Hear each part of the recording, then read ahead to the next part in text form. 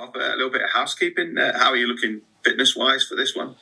Yeah, so Ollie Gildard's probably going to be another week. He doesn't have any symptoms anymore, but he had symptoms there for a while. So, seeing the specialist said, he's better off having a week. Do some contact now, which he'll start shortly. He's back in training, but just light duties. With the hope to return next week. Just in terms of his, how he's been, clearly frustrated because he was going pretty well before that. Yeah, he was. I think this year, the beauty of what we've got, especially now in that centre position, is we've got some depth. So he was playing well, and it's unfortunate. Obviously, it was a nasty sort of collision there. But Tom Opachik stepped in and doing a really good job, and we've got Corey Hall there as well, and obviously Petter's gone back. So we've got some decent back up there and depth. And as I said, Tom's he'd be looking forward to this week. Does that give you quite a few headaches then? Good headaches going forward. Yeah, it certainly does. Absolutely, it does. We've got three very experienced centres, and obviously Corey Hall, who's going to be a very good player down the track. He's only young, so to put 3 and 4 into 2 can be difficult, and it is difficult. So the beauty of that is we want to have competition for spots, and that's what that brings, and it's a good position to be in. In terms of Sam Luckley, suspended, was it a bit frustrating for him, given he had the injury earlier on in the season, starting to get into a bit of form, and I know it's only just the one game, but still, a little bit of a mini setback for him. Yeah, it is. I mean, I think one game was probably on the mark in terms of the just where the player ended up. I had a good look at it afterwards, and comfortable, obviously, with the 1 week. It's, Sam didn't intentionally mean to do that. It was just a vulnerable position that the player ended up in. And look, you don't want to see players end up in vulnerable positions. So, unfortunate for us and Sam. But I think 1 week was the right thing. How much are you looking forward to getting back into the Challenge Cup? And obviously, this time in particular will draw sort of plenty of memories, plenty of kind of additional subplots, won't it? Given what happened last year. Yeah, I mean, I think a lot of people have those sort of plotting things around the game from last year and what happened last year, but we're certainly not. It's a different year. It's a new year. Quarterfinals of the Challenge Cup for 24. That's all we're focusing on. Going out this weekend and getting the result. That's what we're about. We're about obviously strong performances each week in the Super League, but in the Super League you can lose and play well, and then you carry that on to the week after, and you might get a result. Where Challenge Cup, obviously it's sudden death, and you need to win. So it's about going out and winning this week, and how we know how we're going to go about that. And obviously, Leigh's a very good team. No matter who they put on the park, whether they bring players back or players that they've got at the moment, they're a very good team. We know that, so we know that they'll be coming here to have the same mindset as what we've got. In terms of your approach, I guess last year's highlights just that you can run a cup campaign and be successful in the league as well. So there'll be sort of, I presume, no letting you kind of foot off the gas, so to speak, for this one. No, certainly not. It's we take the Challenge Cup. We respect it immensely. It's as I said all along, it's a competition that it holds a lot of prestige in this country. It has for many years, and we still respect what the Challenge Cup's about. We were fortunate enough to play in it last year, and the reality is, like every other team, you want more of that. You want to play in those big games. So we haven't been quiet about that. Every other team in the competition strives for that as well. So whether they'll say it or not, that's what we're striving to do.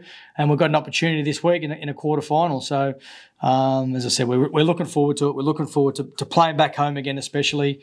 We've had a few home games, and we've got another one this week, and want to get our fans out there, and hopefully we get as many as we can. I think there's six odd thousand that were sold already. We've had some sellouts, 6 sellouts so far, and it'd be nice to get another one. There has, obviously every year there seems to be a little bits of criticism about the Challenge Cup, or talk of whether the Challenge Cup is losing its lustre or its allure, and maybe crowds aren't quite as high. But you do seem to be able to buck that trend. I guess as a club, the there must be a tremendous amount of affection for this cup. Yeah, there certainly is. I mean, especially because we were part of it last year. But I mean, it's difficult for fans, isn't it? Because they pay for a season ticket, and then it's an additional cost on top of that. So it depends on people's circumstances of whether they can come. I know all our fans would love to be there. Again, it depends on individual circumstances. So, we know fans that are able to come will come, and certainly the ones that aren't, we know we've got their full support. So, we'll get another good crowd regardless this week, and they'll have the same energy. It'll be the same environment, for Leigh to come to, and that's what we love. We love playing at home for that reason. What have you made of Leigh so far this year, Willie? Well, obviously. It's well documented that they've had a lot of injuries to key players. But what I will say is they still know they still fight hard. They might have been well beaten on the scoreboard last week, but if you have a look and break that game down, there's just some key moments in the game that went Wigan's way or Wigan earned. But we certainly respect Leigh. There's no doubt about that. And they're a good team. You don't go from being a good team to a bad or an average one in 6 to 8 months. They've gone through what most teams will go through in a year. I mean, they were lucky in terms of injuries last year, and they're having their few injuries this year. But they're still the players that are playing are still very capable. And I mean, you have a look at their halves pairing. They're one of the best in the competition, and they've got some good players in that team. So, regardless of who comes back or who plays this weekend, again, we focus on what we can control, and that's playing our style and doing what we can do. I think that half pairing battle that you talk about is going to be something that, particularly with it being on the BBC, that people, anybody who just kind of tunes in on the weekend are going to see, 4 extremely good halfbacks in action, aren't they? And they all kind of bring something a little bit different, something for kind of, maybe people who aren't familiar with rugby league to really kind of get their teeth into at the weekend. Yeah, it's going to be an entertaining game, and like you say, the 4 halves on show will be, they're one of the better pairings in the comp. There's some good half pairings in the comp, but there's no doubt the 4 that we'll see are right up there as well. As I said, there's many good halves. Excuse me, but the team that wins this weekend will obviously win that middle third first, and then it'll be off the back of that will be, what those halves are doing, and who controls the game better and who game manages it better and puts the other team in vulnerable positions, and that's where the game will be won. I mean, when it comes to sudden death, it's your key players that need to step up, and I've got every bit of confidence in Mikey and Tyrone May, who are doing a good job together, and they're certainly growing in their partnership with Noel Levels at the back there. We've got some handy hookers, very handy hookers in Jez and Matty Parcell. So, our spine's starting to connect, and we're starting to, to get to where we want to get to with our attack and asking a lot of questions, but a lot of it revolves around our halves.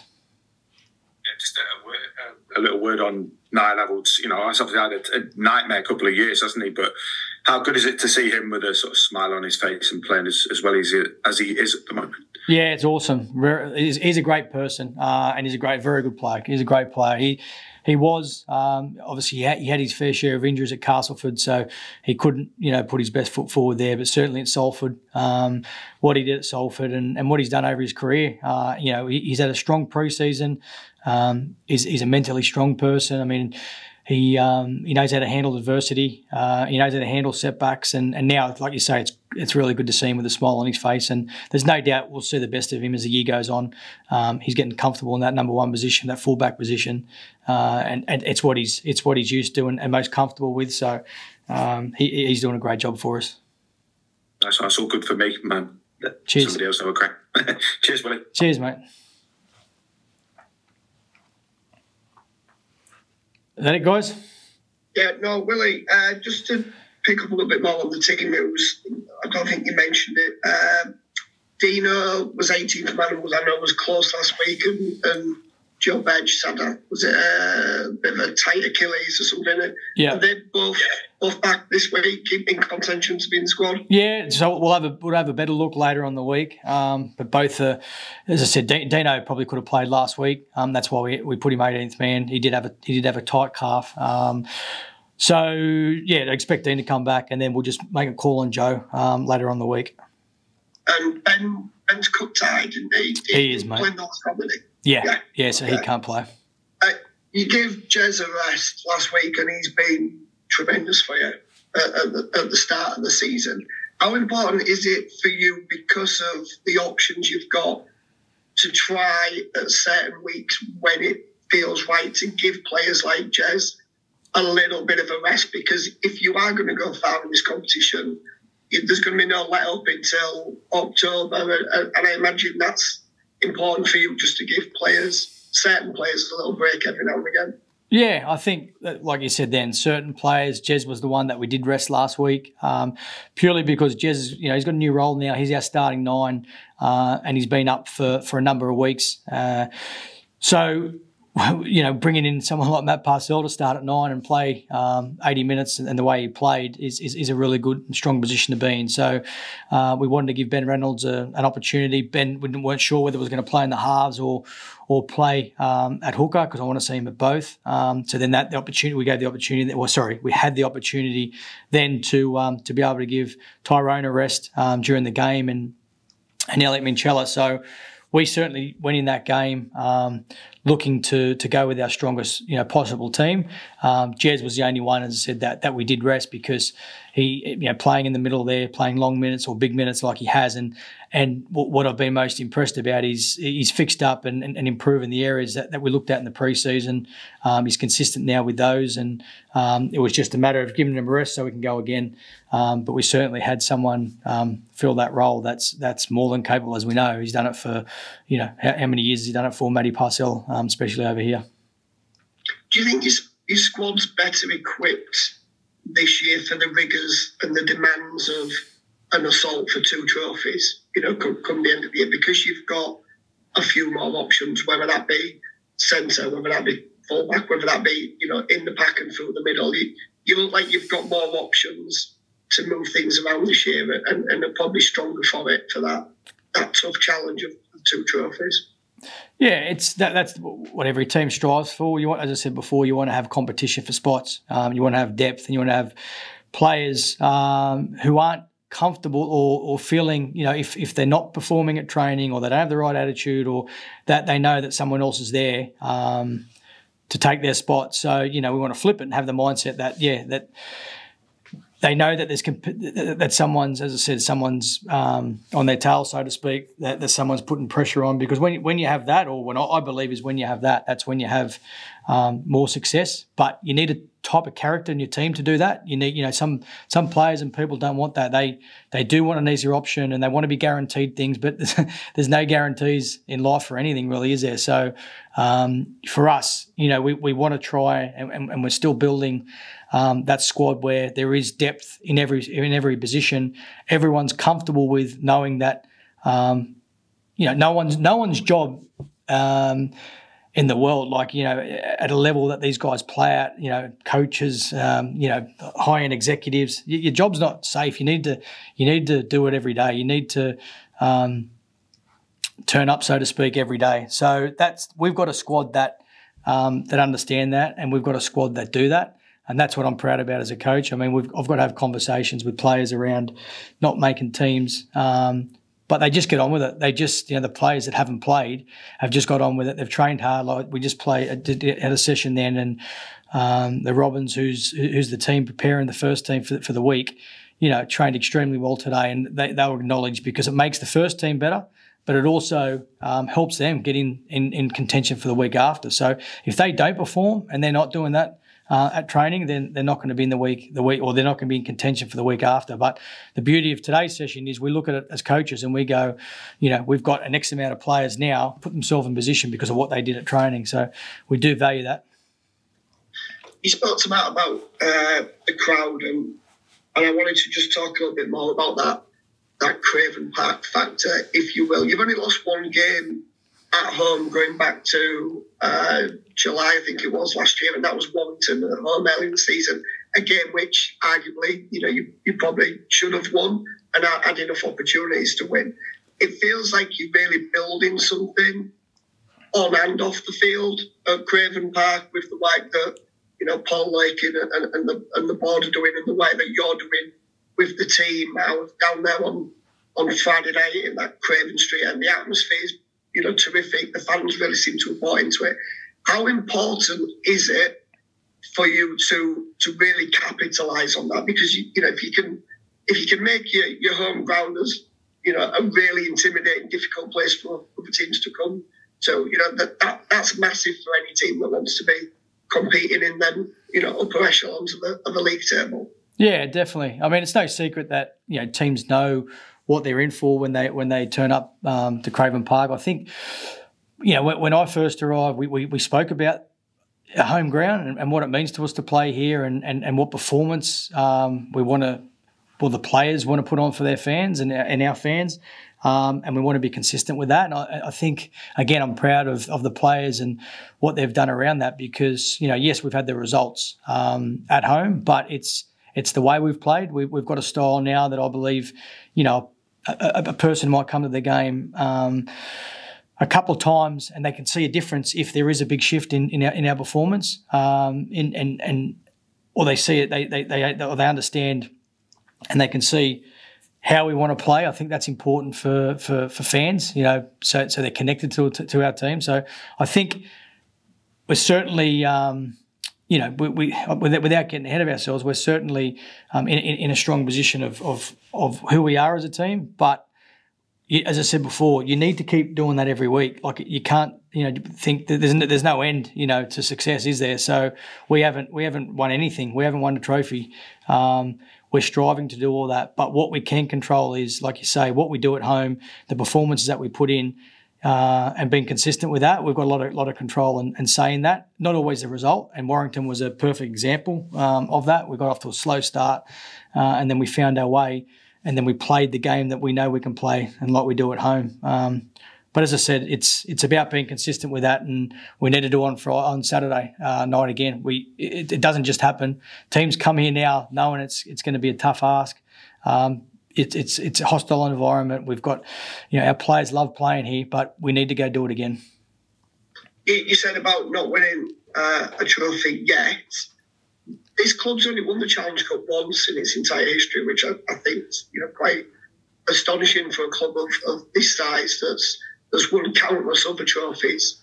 But in the Cup, it's only happened once. Obviously, it was a biggie because of who it was against. But it feels like if you can get over the line this year, often we see it in other sports as well, it just takes that one trophy to help take the club to a whole new level. Do you get that sense as well, that if you can just get over the line once, I'm not saying you're going to go and win everything, all the time, but if you just get over the line once, it's going to make it so much easier to kick it on how you and the club want it to go to that next level where you're there every year fighting for the trophies at least.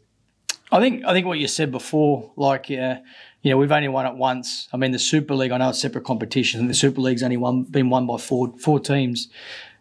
Winning trophies is extremely difficult. It's very, very hard to do. And we, as I said, we're striving to win trophies, and we're not shy about saying that, because every team wants to win trophies, but to win them, it's difficult. So we certainly don't look ahead. We don't talk about winning grand finals or winning the Challenge Cup. We talk about, and I know it's cliche, but it's true. You need to worry about next week. Our target's Friday against Leigh in a quarter final, and then we win that game, it takes us to a semi. But if you start thinking about 3 games ahead, you lose sight of the initial focus, which is this Friday or Saturday, sorry, and then you get beaten, you're out of the cup. So as much as I say, we're striving and we're working hard, and as you said before, there's so much going on off the field, and the players are doing a great job on the field. We don't get ahead of ourselves. We're certainly not, because we need to get better every week. If we get better every week, and I talk about it all the time, we've got our KPIs of what we want to achieve each week to get a result, and we just need to narrow focus on that. As much as, as I said before, we certainly do want to win trophies. That's all for me. Good luck Saturday. Cheers. Hi, Willie. How are you doing? Hey, James. Good, mate. You? Yeah, good, thank you. What did you learn from that Wembley defeat to Leigh that you'll be looking to get right this weekend in another do-or-die match? Yeah, we learned some technical stuff. There's no doubt about that, which I won't go into.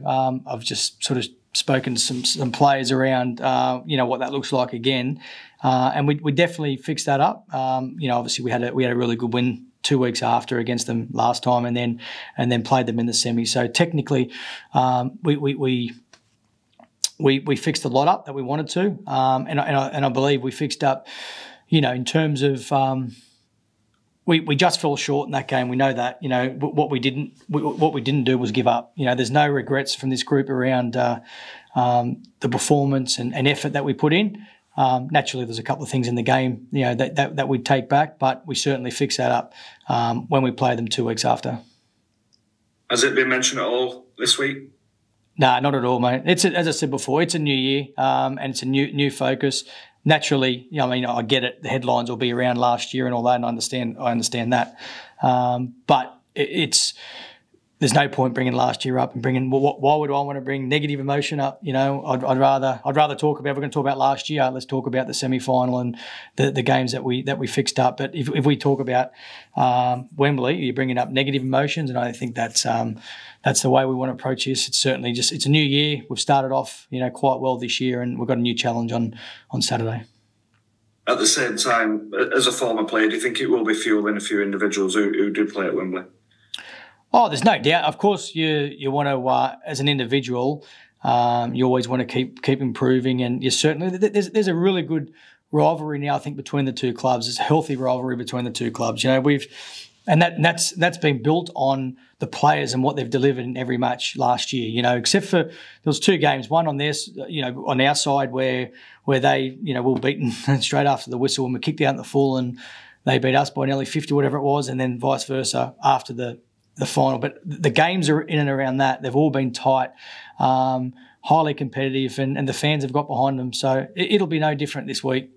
But as I said, the players have built that. Leigh and I have known each other for a long time. There is a respect there. There's a respect for both clubs on what we've done. And again, it's a healthy rivalry.